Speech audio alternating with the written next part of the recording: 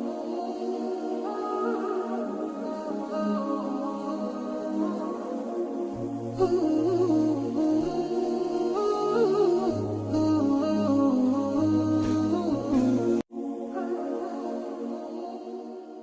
لله والصلاة والسلام على رسول الله.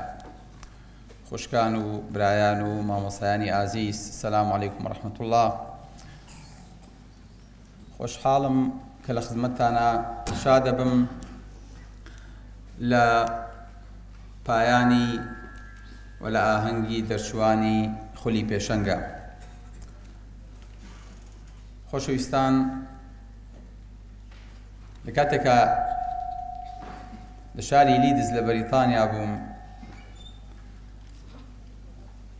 خەڵک هەمووی ئاها و ڕسمی لەگەڵا کردم، کوردەکانی ئێوە کە یان ناسیم. مناڵێکی بچکۆلەی ڕۆحسووکی لێبوو، هەر ئاوا سەیری مەنزەرەکەیە کرد. ئەم هەموو خەڵکە بۆ لەگە منە ڕسمەگرێ. هەر ئەو نیزانی بڵێ so you are famous، تۆ پیاوێکی بەناوبانگی. بەڵێ، ناوبانگ بارێکی قورسە بەسەر شانی ئینسانەوە ئەگەر نەزانێت چۆن بەکاری هێنێ. و ئەرکێکە ئەتبەستێتەوە هەموو جارێ ناتوانی بە حوڕیەتی خۆت بای باڵت بیت و بگەڕێیت و سیرکەیت و شت بخۆیت و بچیتە هەموو شوێنێک. بەڵام لە هەمان کاتیشا فەزڵێکە خوای گەورە ئەیدا بۆ بەندانی کە ئێوێ بە شتێ بزانێ لە کات و شوێنی خۆیان بەکاری بێنێ، بۆ مەسلحەتێکی شەخسی نەبێ، بۆ خەو گەورەکردن و بۆ تەکەبور نەبێ، بۆ ناوبانگ نەبێ. ئەبێ ناو بانگ بێ، یعنی ناوەکەمان بۆ بانگدان بێ بەجێی خەڵکە، بۆ ئەوە بێ کە وردە وردە ئەم بانگی ئیسلامە و ئەم پەیامە بگەینە خەڵکی. چۆن ئینسان ئەتوانێت بە ناوبانگ بێ؟ ڕێگەیەکی ئاسانە. ئینسان هەر کاتێک لە دەعوەیە دەرکەوت، خوای گەورە دەرگایەکی بۆ بەهەشت بۆ ئاسانەکە.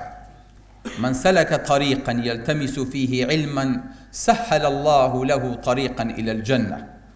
واتە تۆ دەرگایەکت ئێستا بۆ کرێتەوە، دەرگایەکی نزیکترین دووری لە بەهەشتەوە لە تۆوە ئەوەیە کە بچی بە دوای عیلما بگەڕیت. وأن فضلي عليكم وأن فضل العالم على العابد كفضلي على أدناكم. پێغەمبەری خوا صلی الله علیه و سلم فەرمێ چێم ئومەتی ئیسلامە بەم ملیاراتەوە ئەناسێ؟ ئەی چێ هەیە پێغەمبەری خوا نەناسێ صلی الله علیه و سلم؟ پێغەمبەری خوا صلی الله علیه و سلم فەرمێ فەزلی من کە عالمم بەسەر پیاوێکی عابدەوە کە ناوچەوانی بە بەرماڵی مزگەوتەوە ڕۆیشتووە وەکو فەزلی منە بەسەر بچووکترینتانەوە. سبحان الله. واتە ئەم کەسە ئەو نەکەسێکی مەرغوب و ئەو نەکەسێکی دیارە، ئەو نەکەسێکە لای خوای گەورە ڕێز و تەقدیری پێدراوە. بەڵێ، دیقەت بن، تۆ لەوانەیە لە دنیای خۆتا تەنها خەڵکی دەوروبرت بدناسێ، یاخود ئەو پەڕی شارێ بدناسێ، یاخود زۆر بڕن کوردەکان بمان ناسن. بەداخەوە کەسمان نییە لەسەر ئاستی عالەمی ئیسلامیە شەخصێکی بارز و ناسرا بێ لە داوەیە. بەڵام تۆ زانی لەکوێیان ناسراوی؟ تۆ لە ئاسمانە ناسراوی، بەبێ ئەوەی کە هیچ قەمەر سناعیەکت بەسەرەوە بێ. تۆ لە ناو بەحرا ناسراوی، بەبێ ئەوەی کە غەواصەت پێ ببێت و چوبیتەتە ناو تاریکایی و ناو قوڵایی بەحرەوە. تۆ سەرێ نەکردووە بە زۆر کونە کەچی لە کونەکانیشان ناسراوی. سەیرە مامۆستام قساناڵی هەڵەی لۆغزە.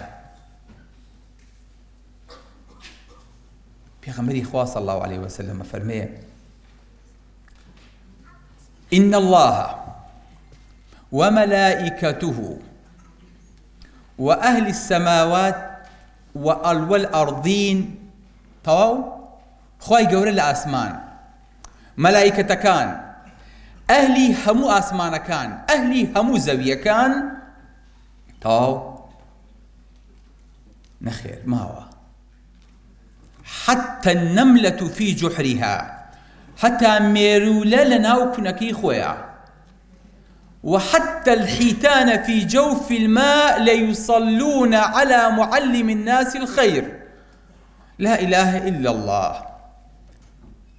خوايا من تێگەیشتم ئەواجن تۆ منە ناسیت و مەلایکە منە ناسێ، بەڵام تێنەگەیشتم مێرولە چ کارێکی بەمنەوە هەیە لەو کونی خۆیان من بناسێ و بڵێ خوایە سەڵەوات بی لە فڵان کەس لە فڵان کەس خۆش بی لەبەر ئەوەی کە دەعوە بۆ ڕێگەکەی تۆوەکا و خەڵک فێری چاکاکە. ئێوە شتی واتان بینیوە مێرولە تەقەت بە مێشکدا هاتووە مێرولە دوعا بۆ تۆ بکە، قەت بە بێشکدا هاتووە ئەو حوتانەی لە ناو بەحرەکانە ڕەسمیانگرن و ئەو تیارەیە ئەچێتە سەری ئەو پاپۆڕە و لە دوورەوەڵێن ئەو حوتێ دەرکەوت و زوو بگەنە سەری کە لەوانەیە گەورەترین زیندەوەری خوا بێ لەسەر زەویە. تۆ تەسەورە کردووە ئەم حوتە تۆی لە بیرە و دوعای خێرە بۆکە. So you are famous. بڵێ تۆ بەناوبانگی، تۆ مەشهوری بەپێ ئەوەی کە سبحان الله دەوروبەری خۆت بدناسن. تۆ لە عالەمێکی ترا مەشهوریت، تۆ خوای گەورە ناوبانگێکی پێداویت کە وردە وردە خوا ئەناسێنی بە خەڵکی، خوای گەورەش تۆ ئەناسێنێ بە بەندەکانی خۆی. عەجیبە هاوکێشەکە تەواوکاریە. فەلیەستەجیبوا لی وەلیؤمنوا بی لعلهم يرشدون. هەر کاتی عەبدەکەم داوای لێ کردم بە ئەوانی جوابی بن بنەوە من جوابیان هێمەوە. ئیشەکە تەواوکاریە. لەبەرەوە بۆ ڕێگەی خوای گەورە خۆت بەخت کە، سرت بەخت کە، ماوڵت بەخت کە. وەکو مامۆستا مەحویە فەرمێ سەر لە پێشی پێدەبێ لەم ڕێگەدانەی ئەووەلا.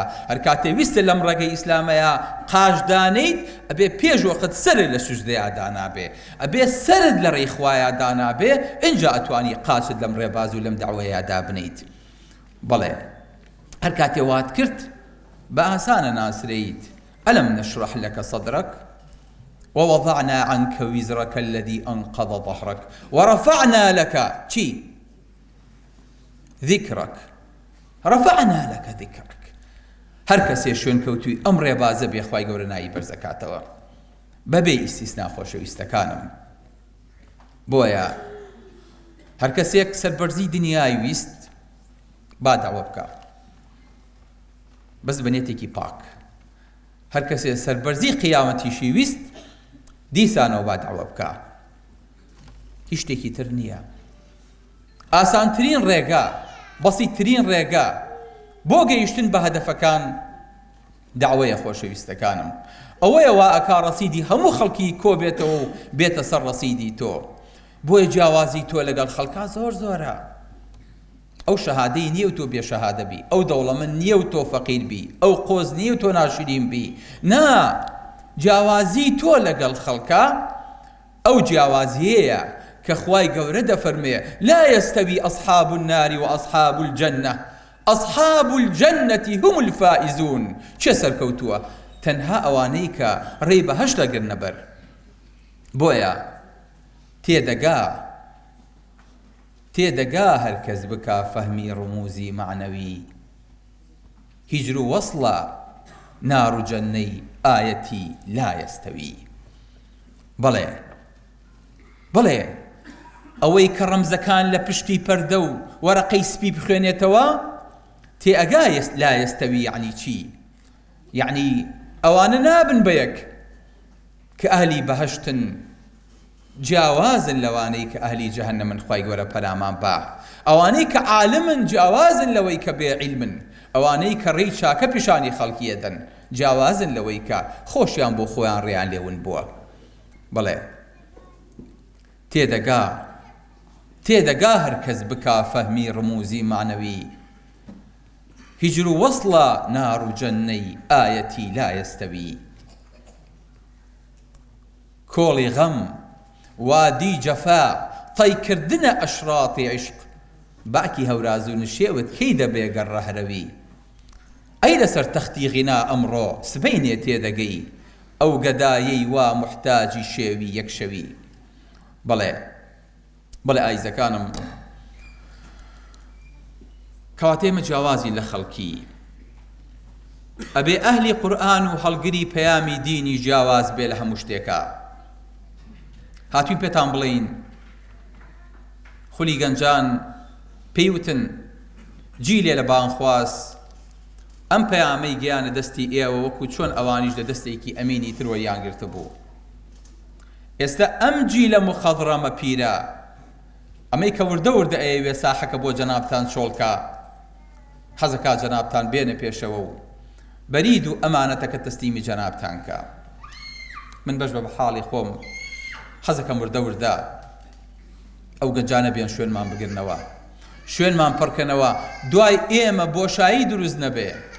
جا بتەوێ و نەتەوێ خوای گەورە دینی خۆی لەسەر من و لەسەر تۆش بەگ ناخا، بەڵام چێ پیاوە بێت هەڵگری ئەم بەیداخە بێ و خۆی کا بە خاوەن و خۆی کا بە نمونەیەکی جوان بە بەیداخەکەەوە خۆی بناسیێنی و خۆی گەورەکە.